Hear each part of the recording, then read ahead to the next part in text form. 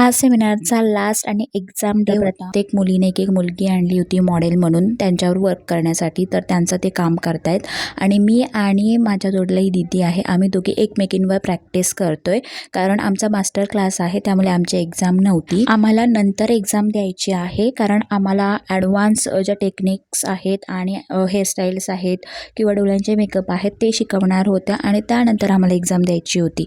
आणि ज्या मुली आहेत ना सेमिनारला त्यांना महाराष्ट्रीयन आणि साऊथ इंडियन म्हणजे त्या दिवशी चीट काढल्या होत्या, प्रत्येकाच्या चीटमध्ये साऊथ इंडियन किंवा महाराष्ट्रीयन मेकअप लुक आलेला होता, तर त्यांना त्या हिशोबाने मेकअप करायचा होता। आता आमची फक्त प्रॅक्टिस होती, तर या दीदीने माझ्यावर प्रॅक्टिस केली, नंतर मी तिच्यावर प्रॅक्टिस केली। एक्झाम वगैरे झाल्यानंतर आणि आमची प्रॅक्टिस झाल्यानंतर मेकअप काढायची जेव्हा बारी आली तेव्हा जो बेस मेकअप केलेला ना तो अजिबात निघत नव्हता।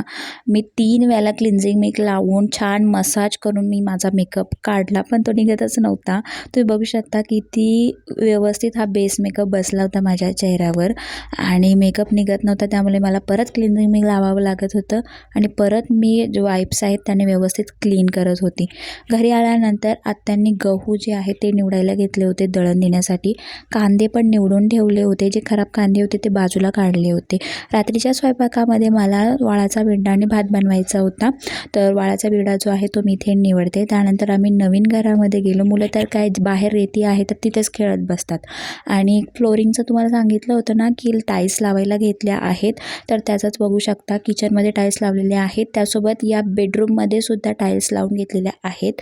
तर अशा प्रकारे नवीन घराचं काम जे आहे ते जोरात चालू आहे। तर असा होता फ्रेंड आजचा दिवस। चला नवीन ब्लॉगमध्ये भेटूयात, आत्तासाठी एवढंच, बाय बाय फ्रेंड।